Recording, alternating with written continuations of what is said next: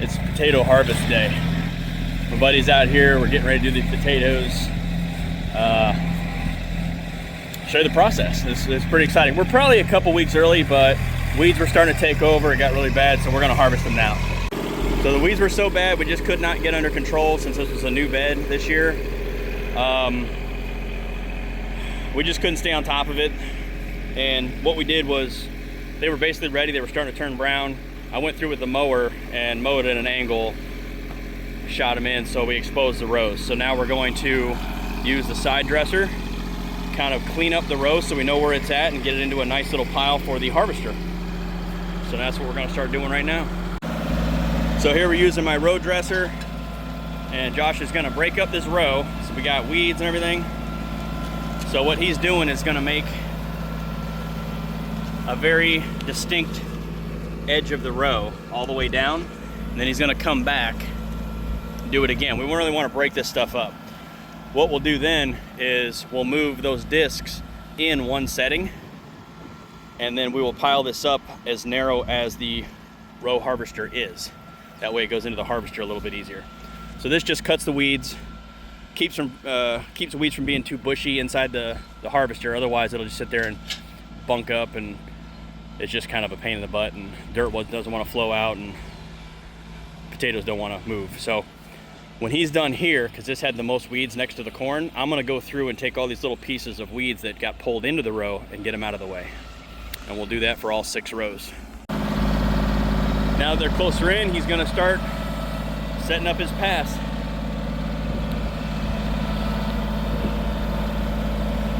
So he stays as center as he can. This row stays a lot tighter, and it's gonna make that row narrower and kick up the side of that a lot better to fit the width of the front of the harvester.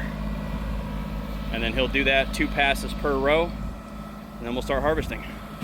So this is what the row looks like with the wide pass mounded up. And with what he's doing now, this is what the row looks like with a small path.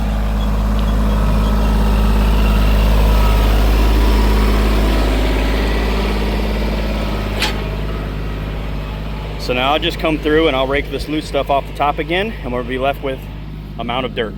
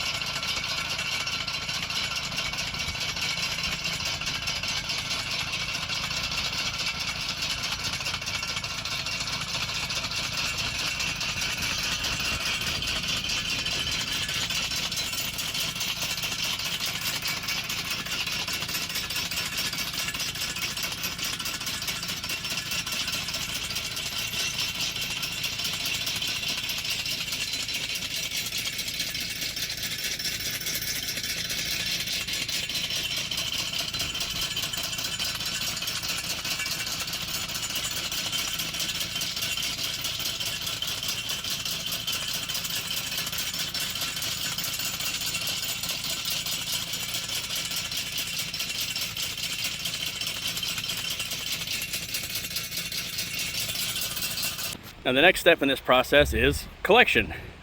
So I've got these bread trays. Now I got these on Marketplace. The guy was going, it was a business going out, and they're different sizes. So like this is a deep one, that's a shallow one. So I'll make sure I put all the big potatoes in here and the smaller potatoes in here. Big potatoes, big potatoes. This is what I store them in. The airflow goes through, keeps them off each other. And when the tray is done, you can just take them off. You can pick them off each other every so often to make sure they're not growing eyes or going bad, and then just restack them on top of each other. So this right here was a cool investment. I think I got them for about $2 a piece. This is 4 rows of potatoes. Now granted, again, keep in mind this was a new potato area that I tilled, so it was not amended with loamy soil or any kind of sand or anything. So these potatoes were a little bit more compact. They didn't have a lot of room to grow and spread because the ground was too hard, and they were competing with weeds there at the end. So it's my fault the yield is not probably double what it should be, but that's 4 rows of potatoes 75 feet long.